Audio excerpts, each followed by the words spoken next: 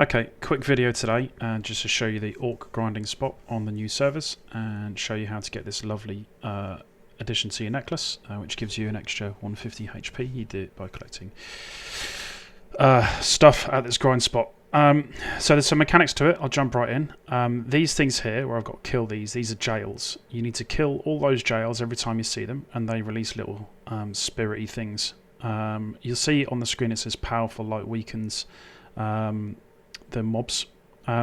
Essentially, when you've got 5 of those released, it's going to massively reduce the effort needed to kill all the mobs in the whole entire area.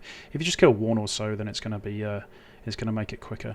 But I'll just speed through this, showing what I'm doing. So I'm targeting those jails every single time I see them. They're the main target, and I'm focusing my damage through on the wizards when I see the wizards appear and spawn and start doing shit. Essentially what the wizards will do is they'll start casting a spell, which once it's finished is going to ruin your life. They'll it massively increases their damage, and they're just going to one-shot you if you let that happen. So I'll just speeding this forward so I can find a place where the wizard actually didn't die before he started casting. But this is exactly what you need to do. So I'm not focusing on just killing the mobs. I'm going the jails first, and then if there's a wizard, kill the wizard and the mob pack. So this guy is casting. It says the Dark Orc wizard performing an incarnation. So that's what it looks like when it's casting. So you kill those before that happens. Otherwise your life will get ruined. And you just focus mainly the jails and then do the mob packs after. One other point to consider on this grind spot is that there's a lot of griefers here because it's such a popular spot. So I mean, you can ask for a duel, or they can ask for a duel, but to be honest, it depends on a person. They're not going to leave anyway, and they'll just grief you. So the best thing to do, I find, is just to ask them to leave, and if they don't, warn them that you'll feed them to mobs, and then just throw them in the mobs and kill them. Obviously, some people may not like that, but I find it the most effective way to remove people from the grind spot. So if you see me in the grind spot, yeah, just don't grief. Okay, in terms of drops from the site, you get Heart of the Arid Forest, so you need 100 of those and 100 Trace of Forest, and that will give you the Cup of Arid Moonlight, which you can either sell on a marketplace or use to upgrade your necklace.